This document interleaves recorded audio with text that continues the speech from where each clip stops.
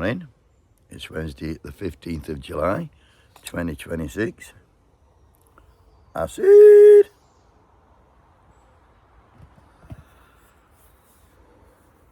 Got a range of subjects today. Before I start, I want to send solidarity to anybody who's on strike today, standing up for themselves against the greedy bosses. Solidarity to anybody out there protesting with good cause today. And I also want to send solidarity to anybody, any innocent person getting killed down in South Lebanon today, or in Palestine by the Israelis, or indeed in Iran by the Americans who are knocking fuck out of for some reason. The Straits of Hormuz is closed again. They're both arguing who's fucking closed, the America and Iran. Both arguing. Trump has dropped the tariffs on the boats you're going to escort through. I think he knows that's a no-no. Came out yesterday from the COVID inquiry. Listen to this as though we didn't know.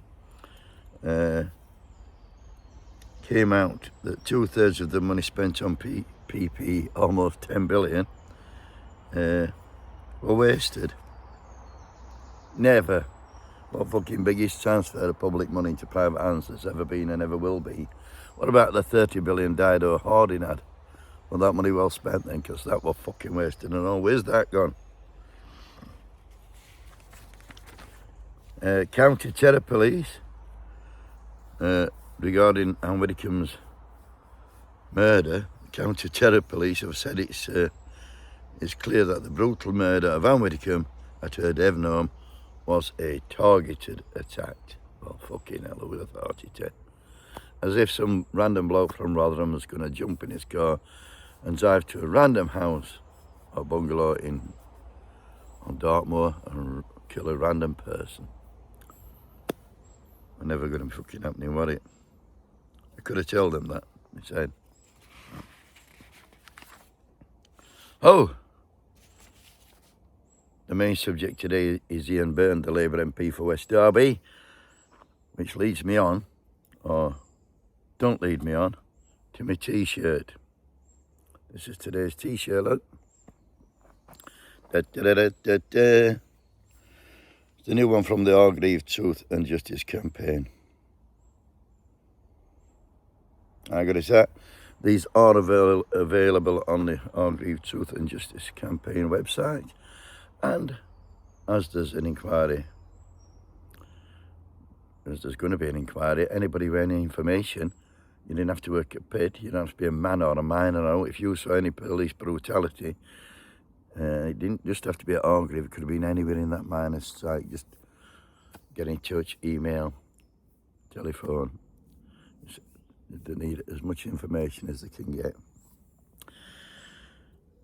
Before we get on to Ian Byrne, I'm forgetting about the England football team there in the semi-final tonight against Argentina, so good luck to them. I think they might going to need it. And congratulations to Spain on their on beating France there in the final. So if England win, that's what they're looking for, a tough final against Spain. Getting on to Ian Byrne, though. He's the Labour MP for West Derby in Liverpool and has been since 2019. And in Parliament yesterday, I mean, the Hillsborough law went through Parliament yesterday after fucking what? 1989. 30 bastard years or something. Yeah, a long time anyway. A long time. When it should have gone through a lot earlier. Anyway, Ian stood up and made this. Get your tissues ready if you've not seen it. Very, very emotional and remarkable speech. This is it, kids. Yeah. Thank you, Madam Deputy Speaker. Back in 2015, I had the number 96 tattooed on my wrist. It simply wasn't a tattoo, it was a promise. I promised that whenever life became difficult, I would never forget one simple truth. I was one of the lucky ones. I walked away from Hillsborough, but 96 didn't. Today we remember the 97. That number on my wrist and the people it represents become my compass. Every time I look at it, I think of those who never came home. I think of their families. I think of survivors like my dad, who was seriously injured. I think of every campaigner who has spent decades refusing to accept the lies, refusing to surrender to injustice, and refusing to allow the truth to be buried. They've shaped my life far more than they will ever know. I owed them more than I could ever repay. Madam Deputy Speaker, in the years after Hillsborough, one question followed me everywhere. It is a question every survivor knows. Every survivor of Grenfell knows it. Every survivor of public disaster knows it. It arrives uninvited, in the silence of the early hours of the morning. Why did I get to walk away when others didn't? For years, that question haunted me. What responsibility do you carry when your survival comes at such a terrible cost to others? What do you owe those who never got the chance to live the life you've lived? Madam Deputy Speaker, I began to find my answers long before I entered this place. In 2009, after finishing an early shift in my printing factory, I went with my dad, my mates, people who had stood beside me at Hillsborough, to the 20th anniversary memorial service at Anfield. We stood shoulder to shoulder with thousands of people. We remembered. And then came the chant that echoed around the stadium. Justice, justice, justice. Not because it was a slogan, but because it was all we had left. For 2 decades we've been lied to. Families have been ignored. Survivors have been smeared. Those who should have protected ordinary people protected themselves instead. And this House, with honourable exceptions, too often looked the other way. That is a stain on our democracy that I will never forget. But that cry for justice could no longer be ignored. It forced this place and the country to confront the truth. And ultimately, it led to the Hillsborough Independent Panel. At last, the truth broke through. It confirmed what the people of Liverpool had always known. The supporters were innocent, the lies were exposed, the cover-up was exposed, the culture of unaccountable power was exposed. Madam Deputy Speaker, the families, the survivors and the people of Liverpool will never forgive those who deliberately vilified innocent people and orchestrated that cover-up. They will never forget what Rupert Murdoch, Calvin Mackenzie, The Sun, Norman Betterson and South Yorkshire Police did not only to the victims and survivors, but to an entire city. The wounds they inflicted went far beyond any newspaper headlines. They damaged lives, they damaged reputations, they damaged trust in our institutions. That is why I will continue to campaign for Leverton Part 2 and for Betterson to be stripped of his nice Madam Deputy Speaker, the new inquest in 2016 finally recognised what should have been stated from the very beginning. The victims of Hillsborough were unlawfully killed. Those words mattered because the truth matters. But truth without accountability is never enough. Truth without justice leaves a wound only partially healed.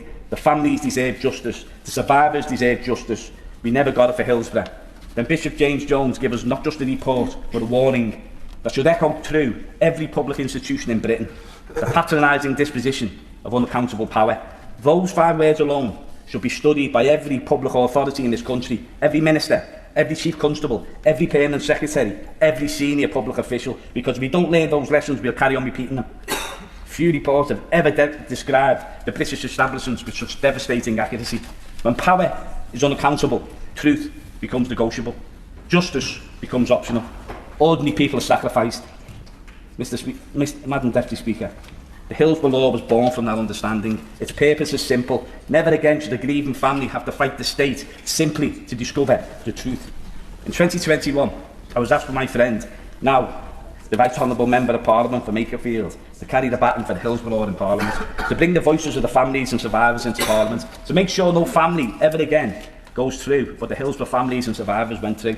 There are moments in politics that define why you are here, why you've been given this privilege. This was mine. I never saw this as my campaign. It always belonged to the families. I was simply trusted to carry their voices into this House. Madam Deputy Speaker, I cannot lie. There were moments when this journey tested me in ways I could never have imagined. Moments when compromise was presented as victory. Moments when those more powerful than me said, take this or leave it. Moments when I wondered if we'd ever get here. But every time that happened, I thought about the Hillsborough Memorial at Anfield. Every time I walked past it, those 97 names remind me who this fight has always been for. I thought about the families. I thought about the survivors. I looked down at my wrist at that number. It reminded me I was one of the lucky ones. It reminded me that compromise could never, ever be an option. Not just for Hillsborough, but for Grenfell, for the Infected Blood campaign, for the Post Office Horizon families, for Plymouthos, for Truth About Zane, for the nuclear test veterans, for Chinook families, and for the Manchester Arena families, and for every family forced to spend years fighting the very institutions that should have stood beside them. Different tragedies, different families, the same fight for truth and justice, because this law has never belonged to politicians.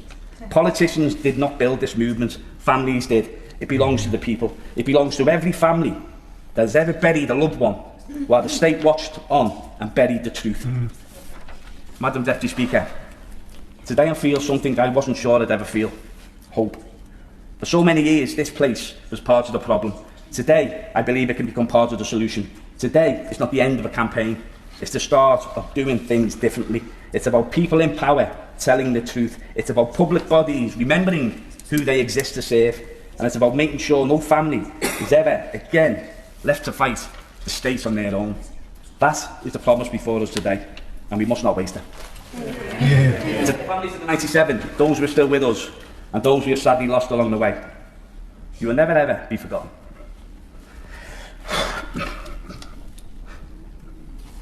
You carry the burden that should never have been yours. You fought with dignity when others showed not. You taught this country that ordinary people can overcome the most extraordinary abuse of power. To every survivor, I hope today brings some measure of peace. Not because it can erase the past, nothing ever will, but because your suffering has brought about lasting change for generations to come. Madam Deputy Speaker, for decades I asked myself why I survived. Today I think I understand. Not because I've done anything extraordinary, but because I was given the privilege of standing here and carrying the voices of people who could no longer speak for themselves. If in some small way I have honoured the memory of the 97, if I've been worthy of the trust the families and survivors have placed in me, if this Parliament finally ensures that no grieving family will ever have to come to fight the state, simply to uncover the truth, then every setback, every disappointment, every sleepless night will have been worth it. Madam Deputy Speaker, this law is far more than Hillsborough. It is about the kind of country we choose to be. A country where power tells the truth, where public servants serve the public, where justice is not delayed until campaigners grow old, and where no family is ever left to walk alone.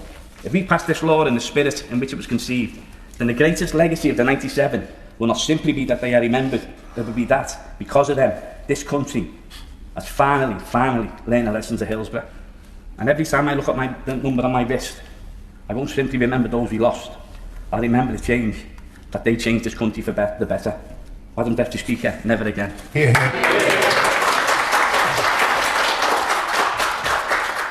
Certainly, we said to the families of the 97, those who are still with us, and those we have sadly lost along the way, you will never ever be forgotten. You carry the burden that should never have been yours. You fought with dignity when others did not. You taught this country that ordinary people can overcome the most extraordinary abuse of power. To every survivor, I hope today brings some measure of peace. Not because it can erase the past, nothing ever will, but because your suffering has brought about lasting change for generations to come. Fucking hell. Could you imagine a Tory MP? Could you imagine a Reform MP or a Tory MP? Or even a lot of Labour MPs? How many could have made that speech? I mean, of course, it were personal to him and all. But I would think any Reform MP, well, I'll tell you how many give a fuck about Hillsborough. How many were in that fucking house yesterday when he made that speech? Very fucking few. And it's any Reform MPs in there. So if you're thinking about voting Reform, have a look in that fucking house, see how many MPs were there. And same goes for Tory.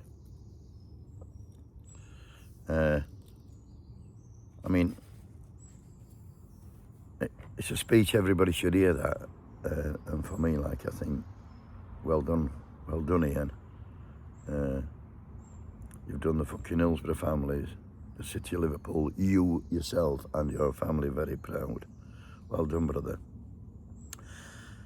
Normally I don't put music on here, but I thought after that speech, I'm going to put a bit of music on, and I'm not coming back after music. It's a somber one today, isn't it? But this is from a band called Ferocious Dog. I'm sure people have heard of them.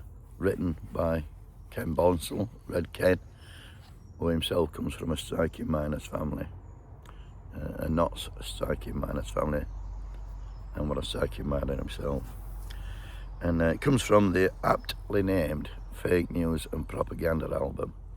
He wrote it actually a while ago, before the last survivor, or the last victim, Anzo Divine. He become 97.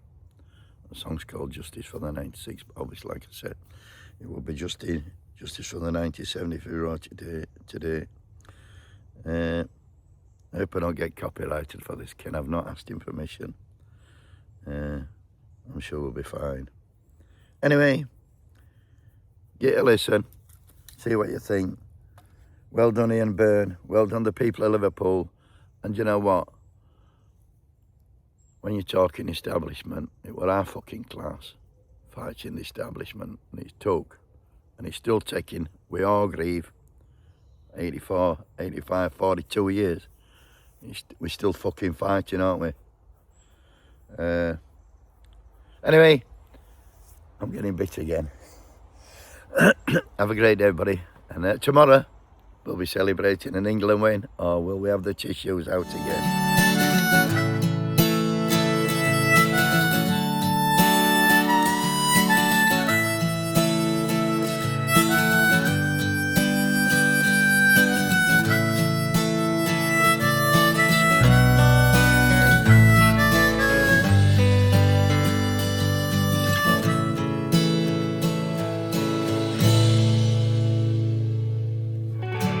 Oh, the days go by, I still wonder why 96 people lost their lives, and they're still fighting for that day. Truth and justice will come one day, let them say. I'd love to see you another day.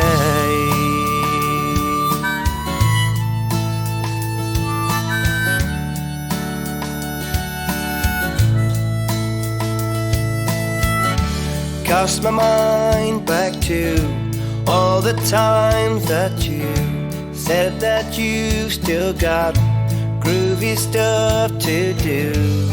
Still longing for the day we were running far away. Let them say, I'd love to see you another day.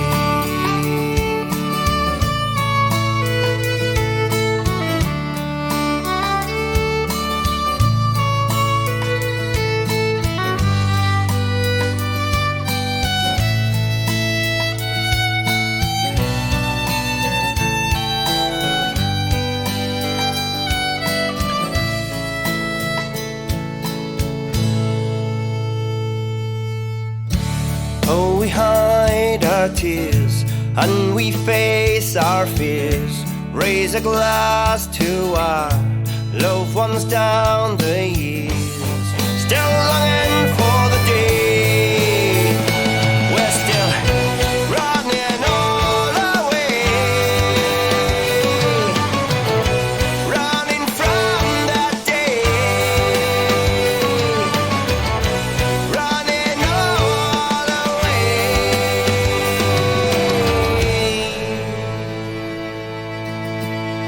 I'd love to see you another day.